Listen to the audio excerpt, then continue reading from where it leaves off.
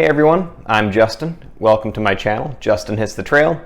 Today I am coming to you from my kitchen, not out on the trail today. Today we're going to talk about how to backflush and potentially unclog your Sawyer Squeeze. So stick around and we'll go into the details.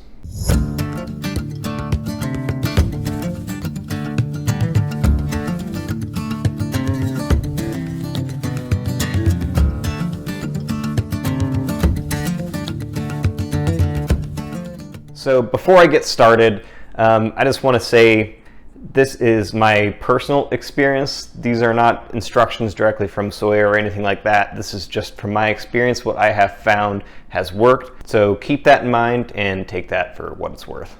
So I thought this was common knowledge, but I guess I was wrong. Recently I've discovered, after talking to some friends of mine and running into some other backpackers out on my most recent trip, that a lot of people either don't backflush their filters or they don't know how to do it properly, or at least effectively. So that's what we're going to talk about today, and stick around to the end if you got a serious clog, and I'll give you some tips on how to solve that. So to start with, let's bust out your Sawyer, your plunger, a glass or a cup, and some water.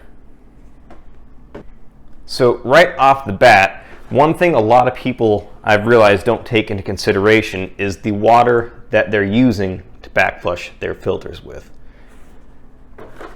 If you live somewhere that has really clean, nice water, not a lot of dissolved solids, not hard water, I mean, go ahead and use that. But for reference, I live here in Arizona and we have really hard water. It's got a lot of calcium, magnesium, lots of dissolved solids. That's why we end up with all those little hard water deposits everywhere.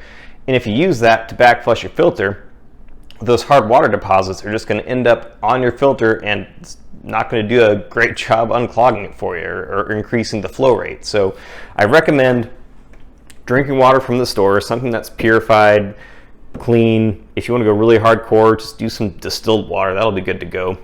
Either way, just use some clean water, not just tap water. So step one on backflushing your filter. Fill up your cup or your glass with your water. I think it's a good idea to warm it up. You don't want it to be hot. You don't want it to destroy the fibers that are inside of your filter, but pretty warm. I think about 40 seconds in the microwave for a glass of water gets the job done. Next, you're going to submerge your filter. If you put the bottom up, I think that works the best. Wait till all the bubbles are gone, until it's completely full of water, and let it soak for 30 minutes or several hours if you can. I like to put another cup or weight on top just to make sure it stays submerged, but it might not be necessary. After it's been soaking for a while, let's backflush it. I have another cup here just for demonstration. Usually I just do it straight to my sink, but do what you do. So suck up some of the warm water with your plunger. I like to start with the cup that I warmed up and let it soak in. And when you backflush it, push hard. Don't do a little gentle squeeze. Get at it. Yeah, that's pretty nasty right there. And that's just from one night of filtering water out here in Arizona. So the volume of water that you put through is really dependent on where you are. Here in Arizona, I know we got some pretty nasty water that we're filtering. Even the good water that looks good ends up having a lot of silt and sediment in it. So I like to put about 2 liters of water through the filter when I backflush it. If you're somewhere in pristine mountains that you're filtering from and you have good water that you're using, you probably don't need 2 liters, but that's just what I like to do. Quick pro tip, if you're out in the wilderness on your backpacking trip and you've noticed that your flow rate has slowed down, if you're like me, you probably didn't bring your plunger on the backpacking trip, but you are using smart water bottles or something similar, and if you buy the sport cap, that will work for backflushing. So filter some good water into your water bottle, and then using the sport cap, put that on the end of the Sawyer, give that a good squeeze, and that's a quick way to backflush on the fly. But of course, when you get home or when you get back to town, make sure you do a more thorough job with it. Now, if your filter is moving really slow or just straight up clogged, here's another piece of advice. Use some vinegar. If you have a slow flow rate, maybe use half a cup of vinegar, half a cup of water, and let it soak in there for a few hours. The acidity from the vinegar is going to break up some of those hard water deposits that are clogging up your filter. Other than that, same procedure. Now, if you have a full clog, just don't use water initially. Just warm up a cup of vinegar and just let it soak in that for a few hours. And if after that you still can't get it unclogged, well, maybe it's time for a new filter. Fortunately, they're only like $35 or $40, so just get a new one at that point. But with proper backflushing and maintenance, these should last you for quite a while. So how often should you backflush your filter?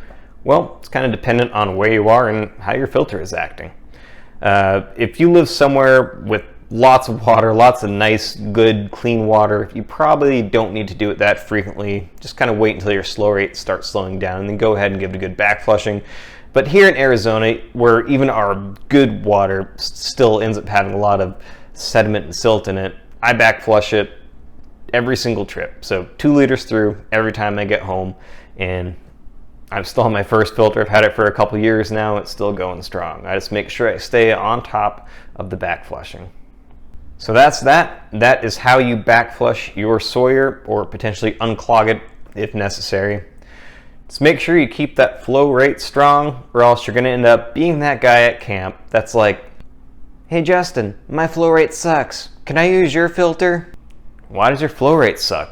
You haven't had that thing that long. I don't know, I just can't get any water out of it. Have you backflushed it? Oh, no. But when you get home, backflush it. And then we can be more efficient in both filters simultaneously. That's a really good idea. I'm going to do that. So don't be that guy at camp. You can't just drink beer all day out in the wilderness. You're going to have to filter some water. So make sure you keep your Sawyer clean and backflushed and flowing strong. So that's going to do it for today. I hope this was informative. Hopefully you now know how to backflush or maybe even unclog your filter. That's going to do it. Until next time, see you out on the trail. Cheers.